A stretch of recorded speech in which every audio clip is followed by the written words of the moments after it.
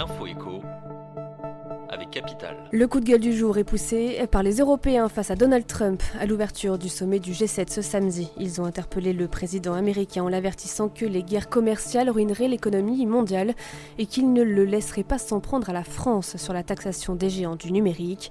Le président américain avait brandi la menace de représailles à l'introduction d'une taxe française sur les géants américains du secteur des hautes technologies. Si les États-Unis imposent des taxes, alors l'Union européenne répondra sur le même plan, a averti le président du Conseil européen Donald Tusk. On vous dit tout sur capital.fr. Le chiffre du jour, 41, c'est le nombre de personnes relogées par la mairie d'Avion dans le Pas-de-Calais. Tous résidaient dans la tour HLM de Fresnes, victimes depuis des années d'actes de vandalisme. Face à une situation qui ne cesse de se détériorer, le maire de la commune a pris un arrêté pour reloger les locataires.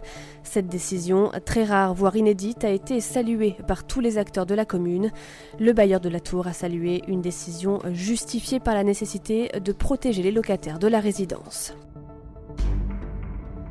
Faut-il rémunérer les ménages pour éviter une crise mondiale ? BlackRock, le géant américain de la gestion d'actifs, a remis le concept de la monnaie hélicoptère au goût du jour lors de la réunion annuelle de banquiers centraux et d'économistes à Jackson Hole, aux États-Unis.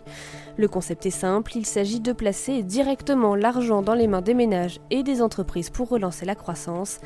L'idée de la monnaie hélicoptère n'est pas nouvelle, mais elle séduit de plus en plus d'économistes qui estiment que les seules politiques monétaires ne suffiront pas à relancer l'économie de la planète.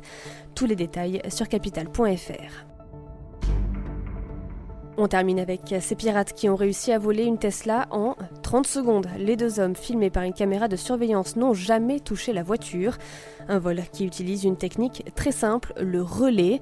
En clair, les deux voleurs ont utilisé le talon d'Achille de la Tesla, sa clé. Les deux hackers n'ont eu qu'à amplifier le signal de cette clé qui était située près de la porte d'entrée pour faire croire au véhicule que le détenteur de l'objet était proche de la Tesla et ainsi la déverrouiller, puis démarrer et repartir avec.